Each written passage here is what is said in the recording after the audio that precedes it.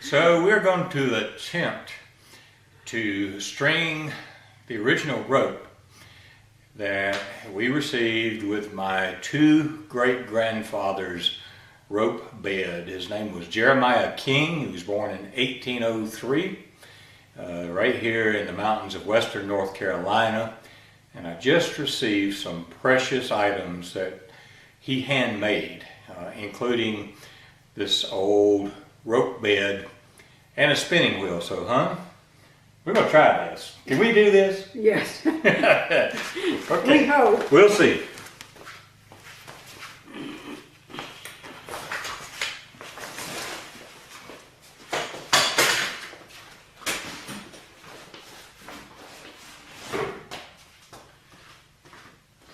Okay.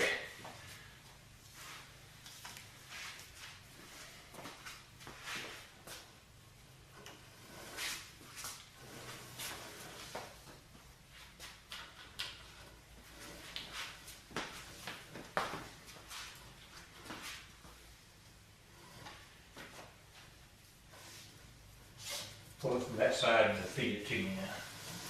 Come on. Come also, yes. So, there you go. I guess it's all going to come through. Hold up.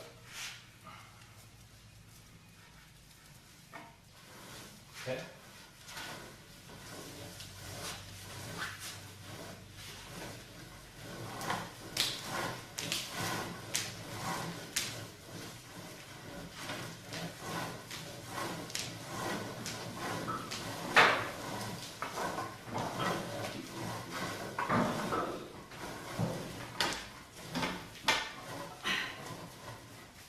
Something stuck. I can't pull it anymore. Honey, that's it. Oh, okay. You pull it up tight.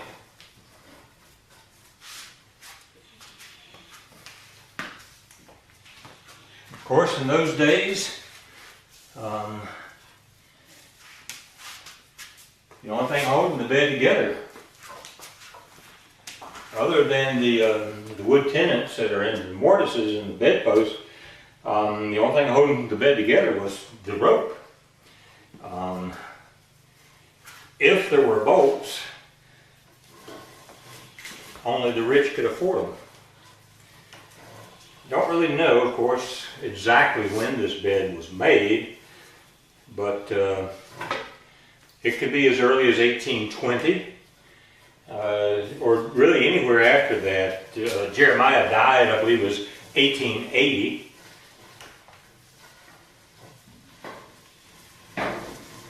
And from what I've read, trying to do a little research, by that time, by 1880s, rope beds were pretty much by the wayside. But that's probably not true in rural areas like here. They probably were still being used pretty commonly for at least another 10, 20 years. This area was quite poor back in those days.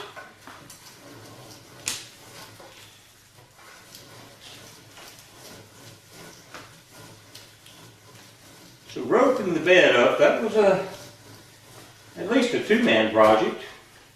I'm sure they probably had kids. Can you unravel that from the floor there, bud?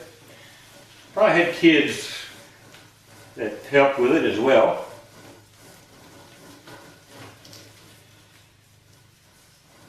I just didn't need to be pulled tighter here. Right here, baby. Well, we're not going to worry about tightening them yet. This was the bed key used for tightening the ropes. Had a couple of other tools I just picked up. They obviously handmade hardwood, used for something, and my guess is probably used in helping tighten the ropes. But that's just a guess, I don't know. So we started over here. So I think what they would do, they'd slide the bed key in like this, and then pull the rope, tonk, like that.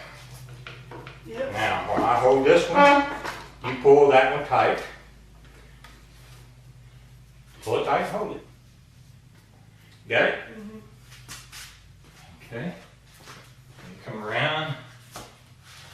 Actually, I think what they do is hand the tool over to this side. See it getting taut? Okay.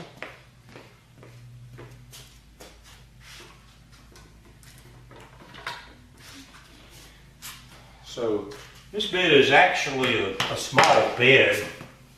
It's called a 3/4 bed, which my understanding that refers to the width of the mattress, which is less than a full-size bed, but larger than a twin. But the thing I've really noticed about this bed is that the rails are short. So it's either a matter of this bed was made specifically for a young person, small person, or that's just how small people were. People were just a lot smaller back in those days. So this probably was an adult bed. This was probably a common size back in those days.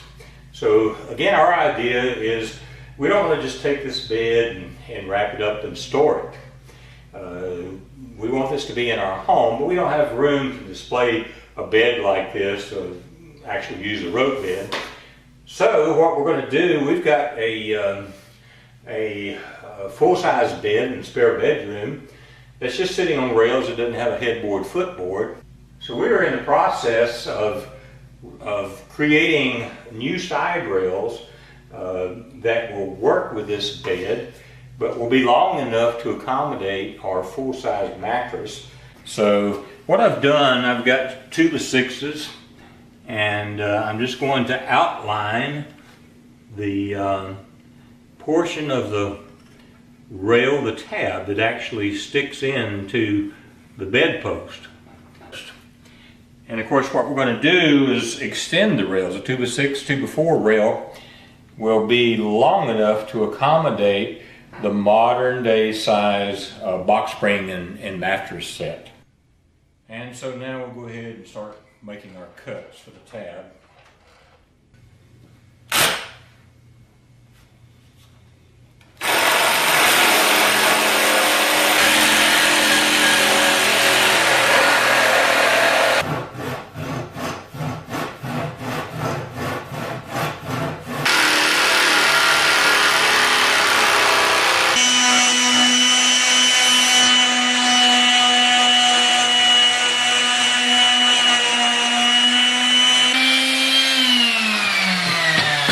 Well, I sure don't profess to be the carpenter Jeremiah was, but if I can make this work, that's all we're after. Okay, so we've got the one side rail cut out. The tabs are cut out. They're rough, but I think they will work. And now we're going to apply a 2x4 to the 2x6, and this will be support for the cross braces. Again, the box spring and mattress will then just lay across the cross braces and sideboards as we're done. You're welcome.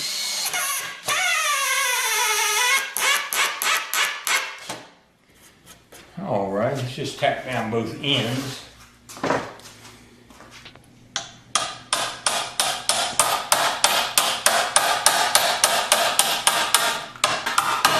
Here I decided to add some upright 2x4 feet, realizing that these tabs on the end of the 2x6, and this is soft spruce lumber, and that those tabs, without feet on here, those tabs would be all that would be supporting the entire weight of the bed and whoever's on it.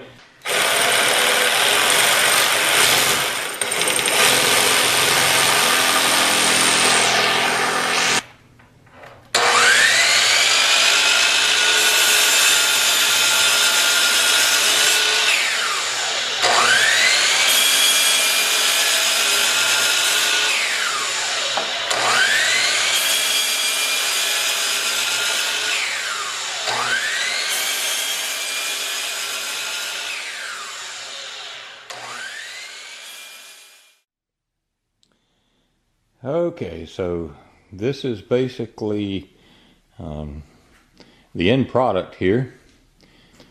Like I say, I decided it'd probably be smart to go ahead and add some feet to the bed here, so that the weight would really be borne by these little 2x4 stubs we added on, rather than just the tenon, the tabs here that go into the mortise cutout.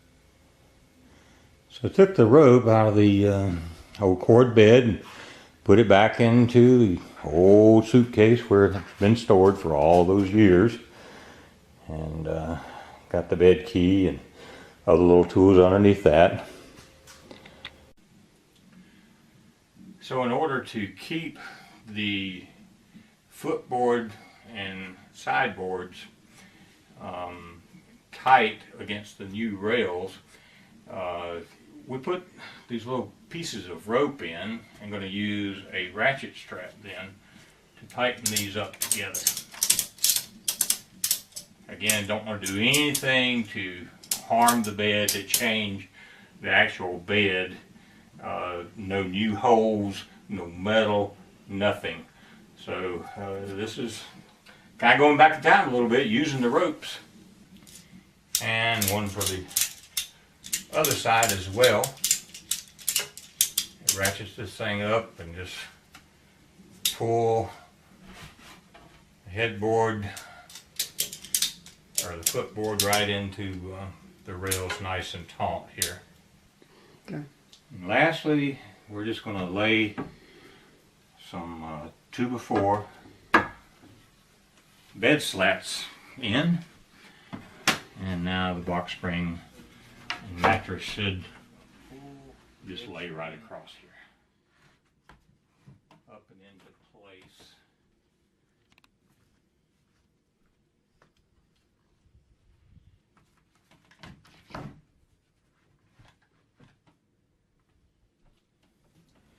And just going to slide the mattress up on top of our box spring. And my goodness, we got a tall bed, don't we? You don't want to fall out of this one.